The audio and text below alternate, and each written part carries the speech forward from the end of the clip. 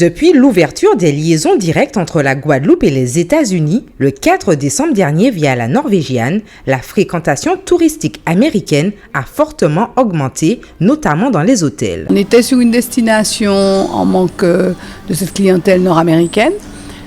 Aujourd'hui, le travail qui a été fait de reconnecter la Guadeloupe avec une compagnie américaine qui joue le jeu, puisqu'elle elle propose des tarifs très attrayants, nous permet de voir quand même qu'il y a un potentiel de clientèle encore à aller chercher aux États-Unis.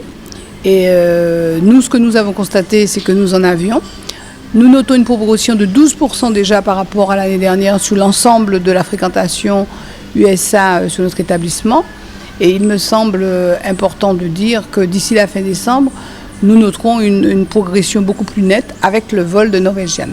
Je crois que tout le monde répondra la même chose à cette question, c'est-à-dire qu'effectivement, oui, il y a une augmentation significative du nombre d'Américains qui viennent découvrir ou redécouvrir la Guadeloupe. Les établissements hôteliers sont d'ailleurs prêts à accueillir cet afflux touristique en anglais.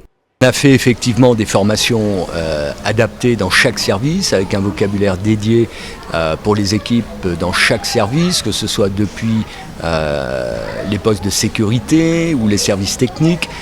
Donc on a travaillé sur des départements qui ne sont pas forcément des gens qui ont l'habitude d'être en contact avec la clientèle. On a traduit les documents supports commerciaux qui n'étaient pas encore en anglais, ont été traduits. Et l'ensemble des équipes de la Créole ont été sensibilisées aux exigences et aux traits de comportement des Américains, qui est avant tout la rapidité de service. Nous avons des experts qui sont plus à même de répondre immédiatement à la démarche. Donc objectivement, je dis qu'il faut que sur chaque établissement, il y ait un référent anglais. Maintenant aussi, dans l'environnement, il nous faut prévoir tous les supports en anglais, c'est-à-dire tout ce qui est carte, tout ce qui est menu, tout ce qui est tarif. Et la signalétique aussi extérieure doit leur montrer qu'on les accueille, qu'on communique avec eux. Une bonne chose, c'est certain, hein. Tout le monde est le bienvenu en Guadeloupe. Le marché américain est un marché de proximité, donc on ne peut que se réjouir de cette affluence qui revient. Maintenant, à nous d'être des bons ambassadeurs et des bons vendeurs afin de les faire revenir et leur donner envie de revenir dans notre belle île. C'est notre première visite ici. Nous sommes arrivés samedi et on y passe de merveilleux moments.